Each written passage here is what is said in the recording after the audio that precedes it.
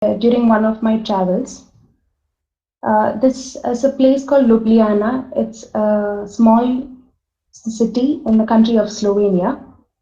So here, when I closely observe it, these are the primary observations that make me question or make me think of what could happen even in a fringe of 3 meters between the water body, between the streets and the city. So if you look closely, the lifestyle of the people, how they interact with the nature, how the water bodies are treated, or how they communicate, the water and the city communicate with each other. And then you move forward to see a series of beautiful bridges connecting two further roads and networks. And if you watch closely, the pedestrian path besides the road suddenly takes a deviation. And then that takes you to the water body and further rejoins the road. This is where I felt we can add certain spillouts in terms of landscape, meaning you can actually go and experience the landscape uh, even in its simplest form. It could just be even a small pedestrian path. And then a similar journey took me, which I jokingly call my bicycle journeys or my bicycle diaries, where it was just a rural road that took me to the outskirts of the city that I used to live. Even in the inner roads that invite you to walk or to be in the landscape through certain signages or through separate lanes for a bicycle or a pedestrian. And then another similar journey took me to this insight where the landscape is not well trimmed, but the opportunities where the purpose of cycling to invent such places to intervene. It was a search for landscape. A similar manner took here as a continuation of the same place. This particular place I'm talking about is the Barcelona city. Even in the first image, this is one part of this seaside promenade, and this is another side of it, where there needn't be a perfect edge for you to tell when to take a right or not. Because if you closely look at it, there is a sudden path that takes you to the beach, and then it takes you up again. So it is your choice whether you want to go straight or you want to go down and then take a left and go up. It's all up to you, but the landscape doesn't tell you to stop right there or to move further ahead. So this kind of search, the place itself started to tell you what they want to be. And then moving ahead, let me move on to certain processes which I went through in terms of learning, both in academics and work experiences. So this is one of the projects that I got to work with architect Karen Hoffert from Barcelona. So I'll just quickly brief about the project.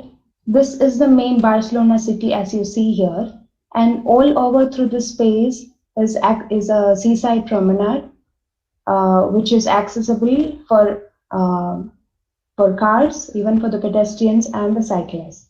So our intervention point was here, where you're asked to continue that transparency or continue to let people move into the rest of the city.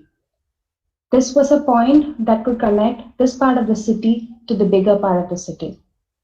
And this is where our intervention area was. And our biggest opportunity was that this site, this is a view of a site from one side, where you can see there is no particular connection that would actually take you to this point. You will have to take a big round. So that connection of the seaside promenade is suddenly lost at this point from where I'm standing right now. And this three chimneys is known as the Tres Cines of Barcelona, which were the remains of a thermal power plant.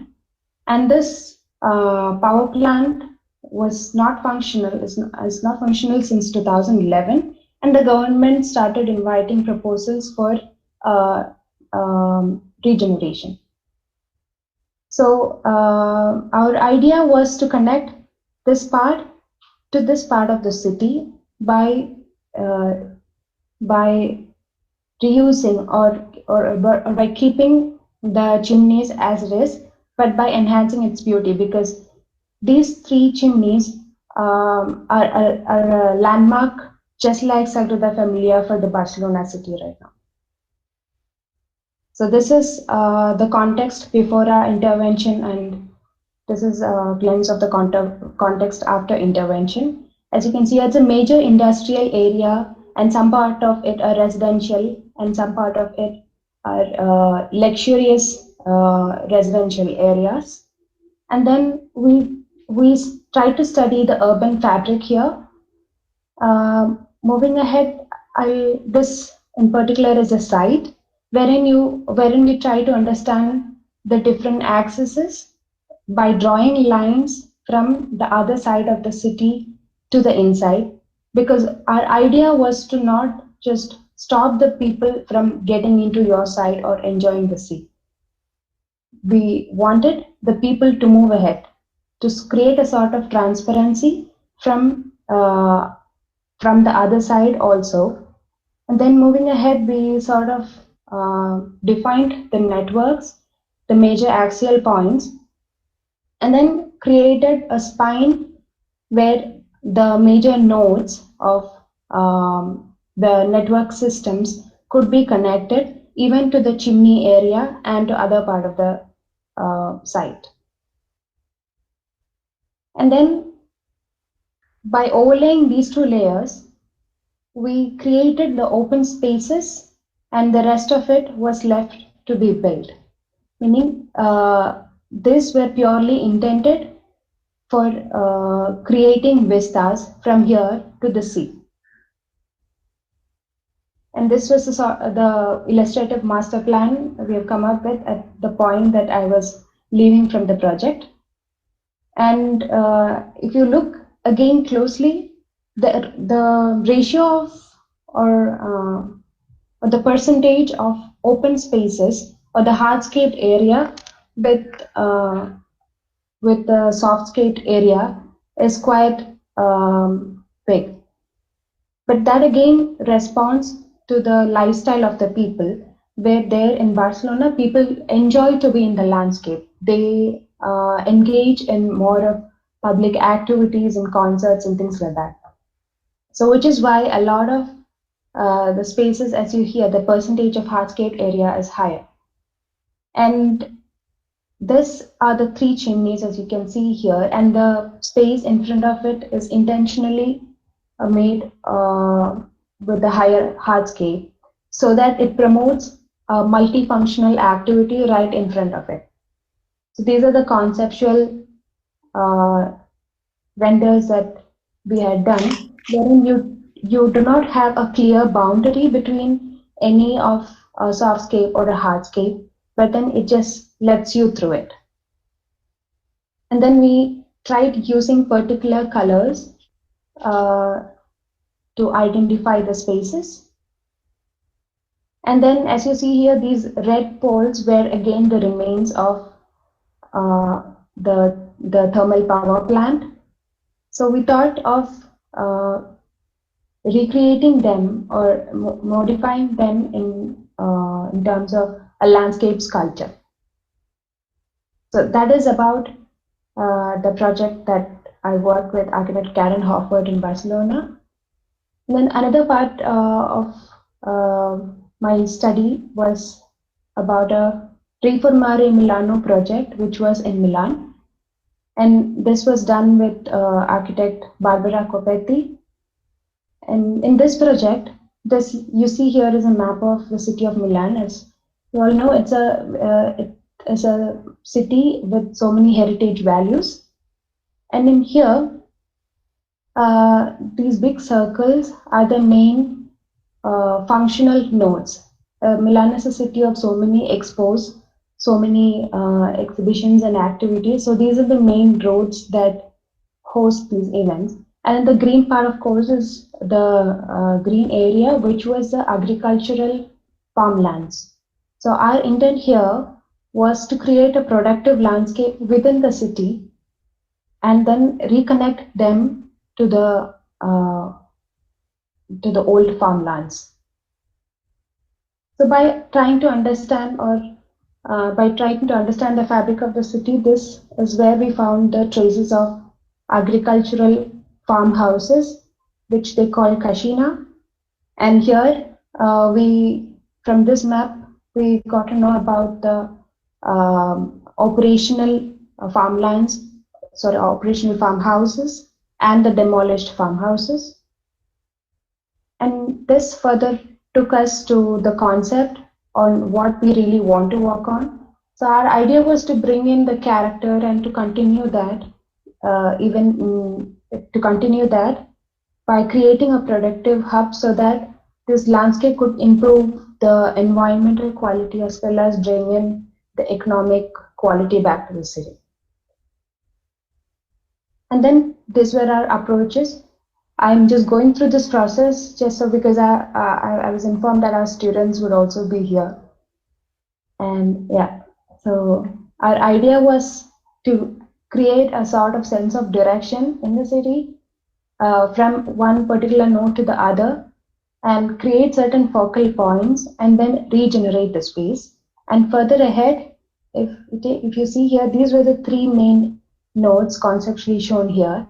And then from these nodes, we created sort of gateways that takes you back to the agricultural farmhouses, the farmlands, or the kashinas. Yeah, this were the nodes, and here we drew lines from the existing fabric so that the continuity of the space and the relationship between the built form is kept there.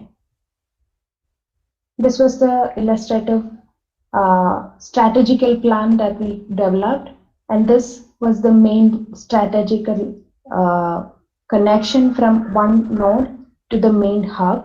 From here, from each node, which further takes you to the farmlands. And that is all about the Reformare Milano project. And moving ahead, these were some of the inspirations or the projects that I worked with, which evoked the questions of why not in our place. So this was another project wherein this was a workshop with architect Richard Ingersoll. It was called Urban Beehives, wherein some neglected urban spaces were found out, even the rooftops of some of the buildings and railway stations, metro stations, which were abandoned. And then we developed a productive landscape on these places and created the scope for urban beehives.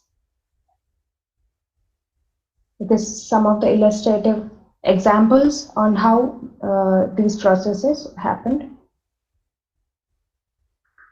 Yes, and from this, I move forward to the question of how this made me think on why not in our context.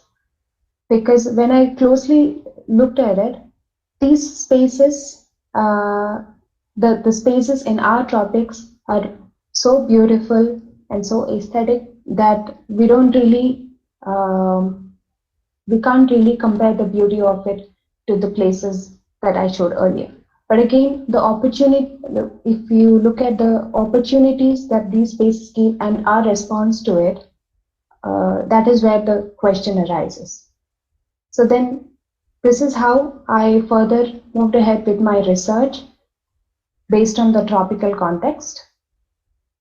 So back in 2004, when the tsunami hit in the Indian coastline, many lives were lost. But then around 4,000 people in a particular area was miraculously saved. So then that led to the question of how. The answer for which is the mangroves. Mangroves are the ecosystems that lie in the intertidal zones. And here, this is the map of India, and this is the particular mangrove I'm talking about. These spots are where the mangroves are in India. And this particular place I'm talking about is called Pichavaram mangroves. which is on the basin of Kaveri Deltaic region, which starts from the eastern side of the Western Ghats, which if you look at the map, it is actually the mirror of where we are right now. So Pichavaram mangroves is the second largest mangroves in the world, and this presence of the mangroves sort of led to the saving of saving of lives of around 4,000 people during the tsunami. And then this Kaveri Deltaic region starts from the eastern part of the Western Ghats and then culminates in the Bay of Bengal through mangrove forests. And this is the kind of layers. So there are a lot of layers involved in during the course of that river, which is the culture, the mythology, and lifestyle, and so on. This particular image that I'm showing is a picture of a city of Chidambaram, which is around 15 kilometers from this Pichavaram mangrove forest. This is famous again for the importance of its mythology and the culture that they have. But the threat here is this. This is the density of the city of Chidambaram right now.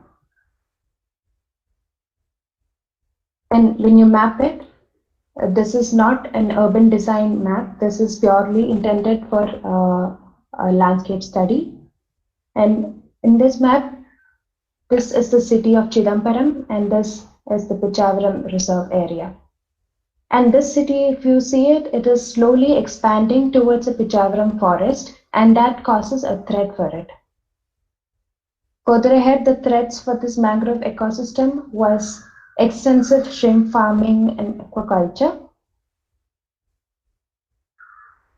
And in these diagrams, it is explained that from the first mapping done in 1930, it was 1,165 hectares.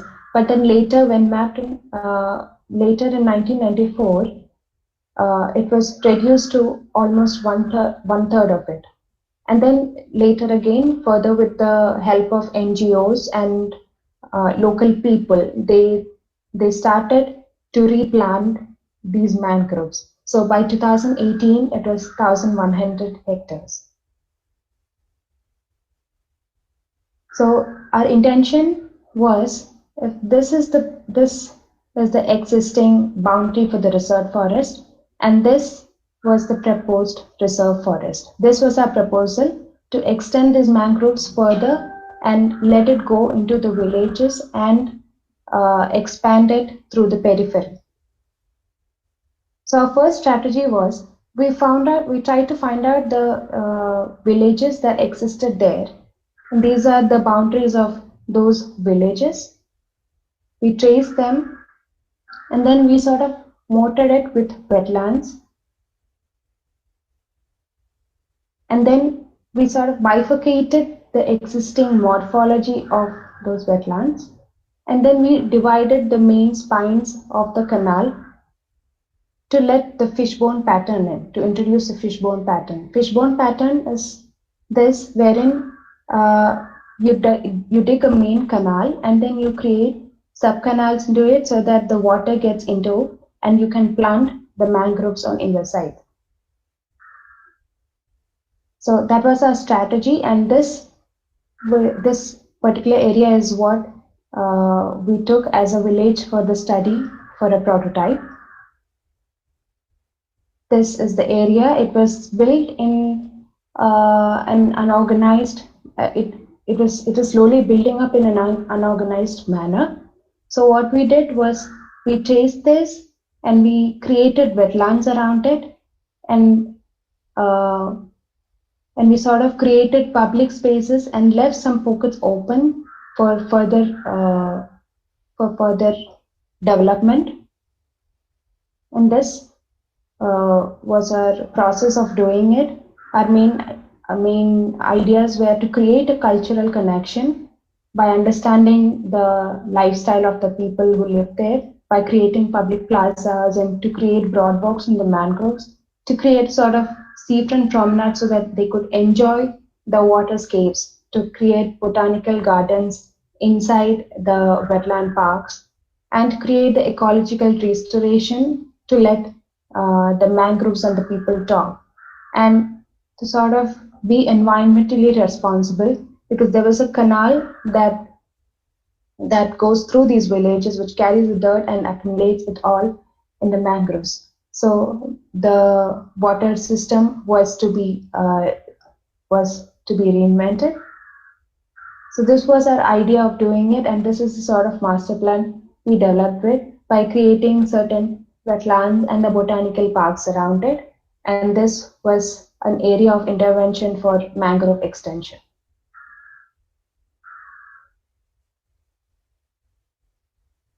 So taking back all these studies and experiments and experiences, when I finally got back to the country, I was given a challenge of how to do it or how to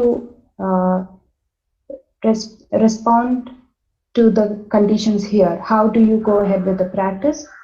And then this journey is right now uh, making me arise certain questions of uh, how to ecologically treat these places. And then this is one of the residential landscapes which we have in process. This is the first image that we have, but we sort of want to keep keep the purity of the landscape as it is, but uh, the idea was we have a client who is very publicly active. They have events, they have family get-togethers happening very now and then. So they unintentionally wanted a public space. So that is what we are trying to create here. This is just in process progress because it is still ongoing. We sort of create an amphitheater, but an informal amphitheater in the front garden so that they come down, they step down, and they reach a public space. And yeah, this is the idea that we have in process right now.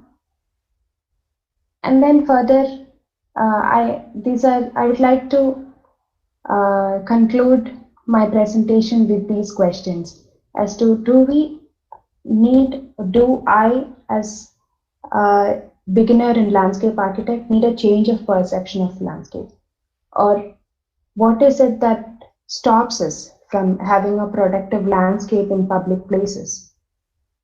And again, why do we need to pay to enjoy the landscape? Because when we see here, we have beautiful landscapes, but we need to go to an expensive resort or rent a room in a resort so that we could enjoy what is outside.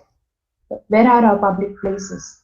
Why can't we go to Munnar and or Alleppey and just be in the place, not rent a room, not rent a place in a resort to enjoy the landscape?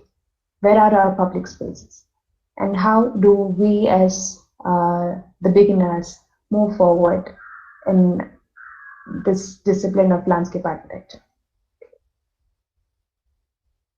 Thank you.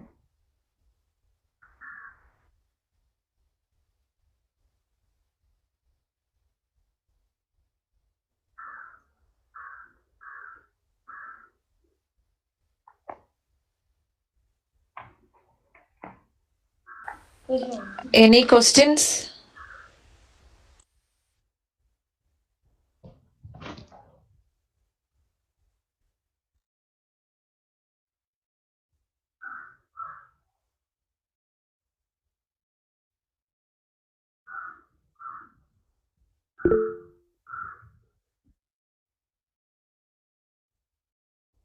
Need it please go through the chat box. People might be typing. Sure, sure.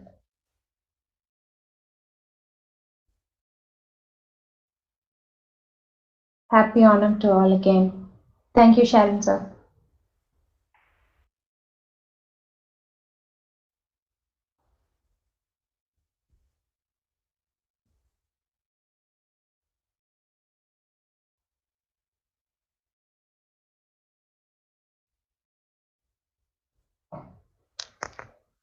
Hi Swati, what's the difference in context that you felt in terms of working outside and then in India?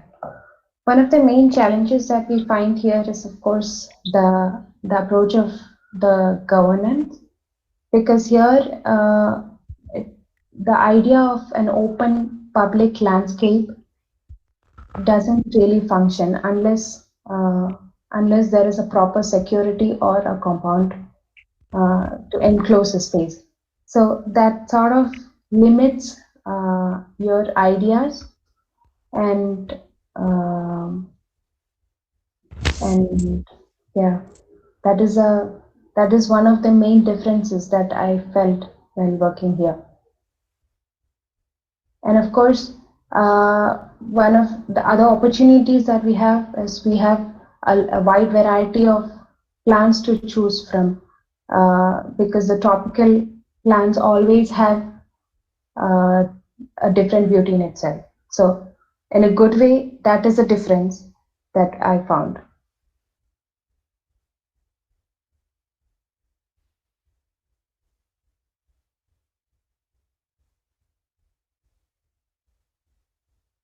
What is the attitude of people towards public spaces here in Kerala and abroad? Uh, in Kerala, the public spaces has a real timing. Let's say they open at 9 in the morning and they close at 6 in the evening, but that doesn't really respond as a public space because uh, they are meant for interactions and they are meant to be open when you actually want to hang out or to be with your friends. Especially, I think in these COVID times, you don't prefer going out to a coffee shop or to have a tea. But if you look for a public garden, uh, that is something that lacks here. It's what I feel.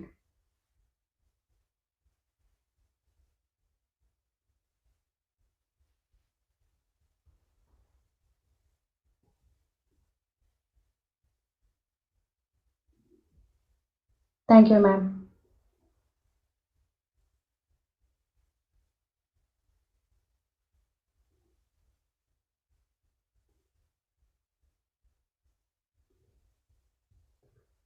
How can we make landscape look like it's not human intervened? That is uh, that is actually a very good question, for which I really don't have a particular answer for it because I'm again like I mentioned in my presentation, I'm still in the process. But to make it look like it's not human intervened, maybe we'll have to let it grow on its pace. Of course, we have to have the managerial aspects, but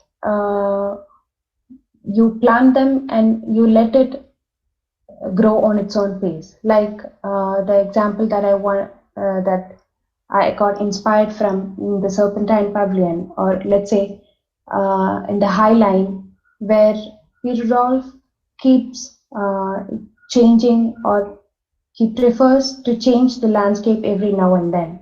He doesn't want that space to be kept as it is forever. He wants to experiment with the kind of plants that he uses.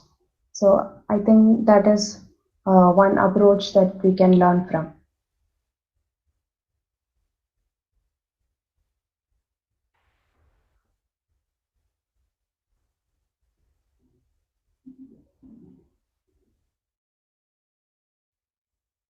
Thank you, Sijo.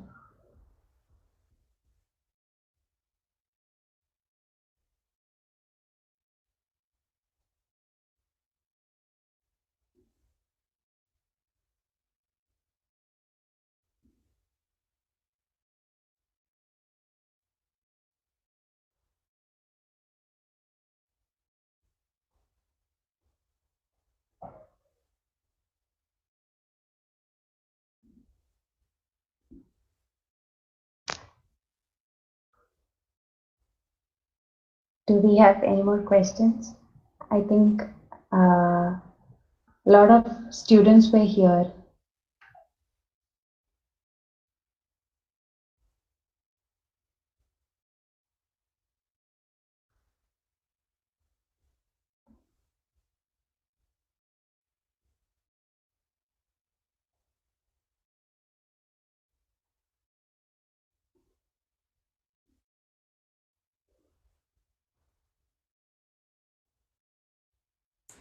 Few more questions are there, Neeti. Yes. Okay.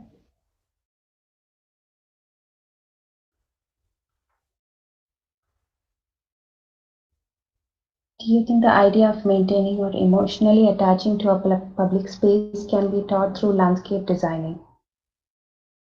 I think that could be done right from the start of architectural design, starting from semester 1 of BR program, because it is not just about emotionally attaching, it is about wanting the space rather than making you sit inside. It is about letting you explore the space. I hope I'm clear, Shrikant.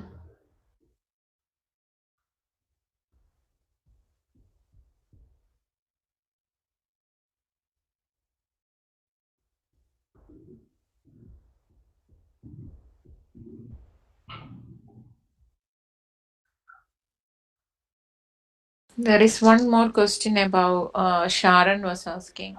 What species of yes, sir. What species from Italy or Europe would you like to see here? That's a tricky question again, sir, because there are a lot of species that I would like to see here, but the climatic conditions or the site conditions doesn't really permit. But a lot of species, like let's say chamomile, the chamomile is used in the wild meadows in Europe. It's used widely, and again that has a lot of medicinal values. So that is one thing that I think I would like to see here. I hope I'm clear, sir.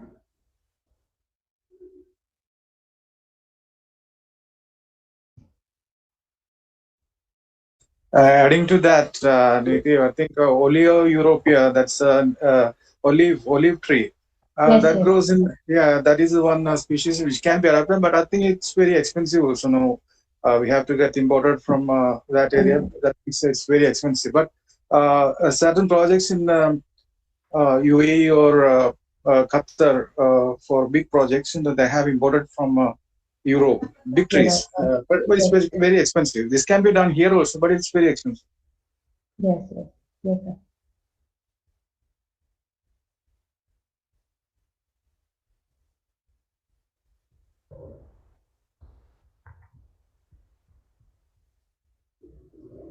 Do you think that should the college education regarding developing sensitivity towards landscape design can be approached? Myself being fifth semester, just curious to know how we can bring out our best potential to this specific subject. Thank you, Ria, for this question. Like I mentioned earlier, uh, this can be done right from semester 1, so that when you do the site study, rather than seeing it as just in terms of how to build it, you can also look at how the placement of each tree makes a difference in your site conditions or uh, in that particular project, in the architectural intervention that you do. So that it is not the site sensitivity is not something that should be taken as a concept. It is a mandatory requirement that you need to do in every project. But thank you so much for that question, Ria. How did people respond culturally for bringing in the mangroves in the Kumbakonam project?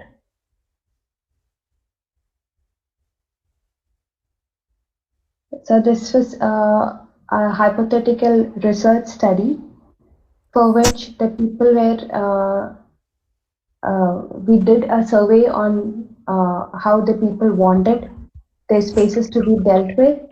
And in the research that we had done, they have not really taken down any of the residential buildings or their commercial areas. What we have done is only reinvent the space by identifying the public spaces or the government buildings which were dilapidated in a very bad state. So the people actually wanted to create sort of the local people over there. They actually wanted the outsiders to have this sense or to understand the importance of this place because they live very close to the vulnerable piece of land because these are the places that experience cyclones. As you know, the eastern coastline of India experiences cyclones very often. So the local people over there, they were actually supportive of this idea because that directly affects their life.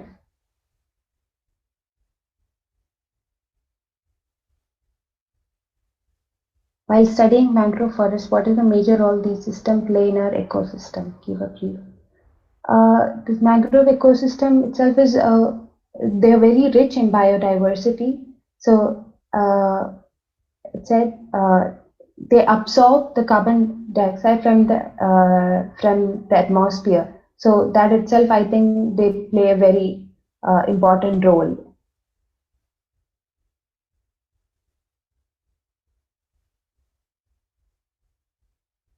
Are there any landscape solutions for revegetating dry or arid regions like in Tamil Nadu and Andhra?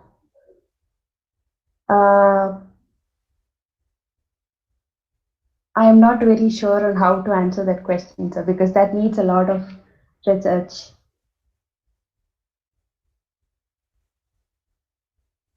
I hope Sharon sir can help me out with the answer by himself. Yeah, this arid and dry climate, you can refer to Gulf region. So you can do it. So they are doing it. Why can't we? We can do it. Yes, definitely, sir.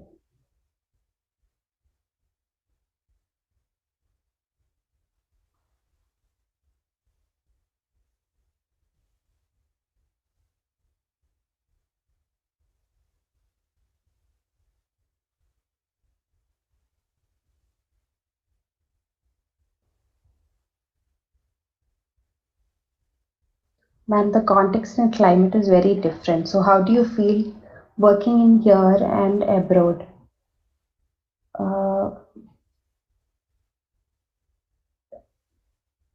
Working abroad, it was quite, the projects that I dealt with was was in collaboration with another main architect with the university. So it sort of helped us to develop that project. But here, I think again the governance is an issue where you have to get the help of people like politicians or people with authority so that you can get the things done or your concept is developed. I think the competition of Endakuchi is a great initiative where we could pitch in our ideas.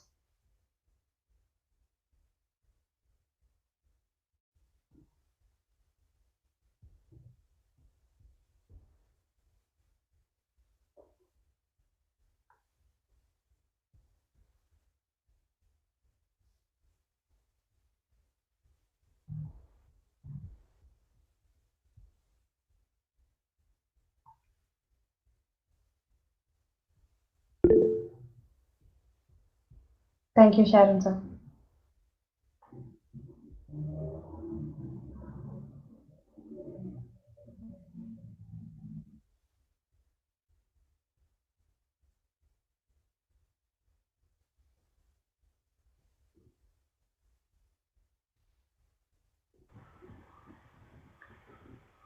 Any more questions from others?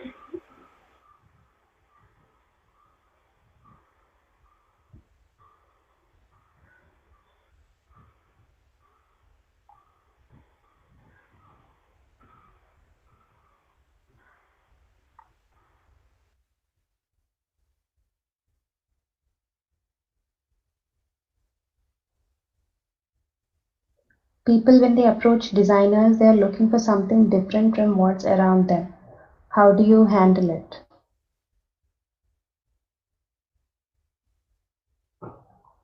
Uh, that is exactly no, that is an advantage of being a newbie in this whole discipline, because they come for fresh ideas, let's say, and we can sort of experiment with the ideas that we have with them and try to educate them on how the perspective have changed from rigid landscapes to uh, more hands-on and more productive landscapes.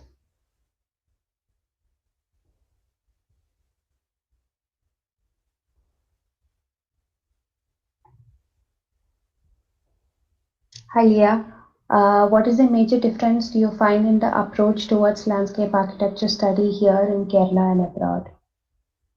The main approach was the scale itself of the project, because there it is more about the urban issues, uh, regeneration projects, and it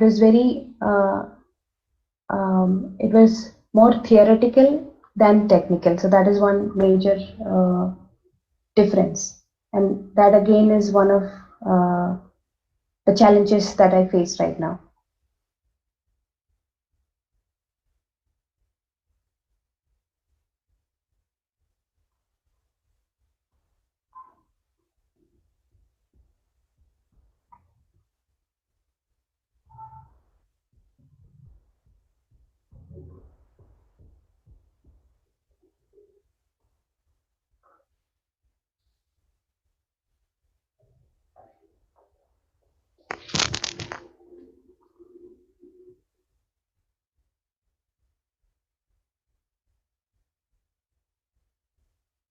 Are there any more questions? Would someone like to add on something to? Actually, this is something. It's not like I mentioned in my presentation. It's not my results. It is just that I'm showing my process of going through it, and these are the questions that I have. And it would be good if ISLA Kerala and senior landscape architects here in this presentation could help us out with your insights, and if you could tell us on how to move forward about it.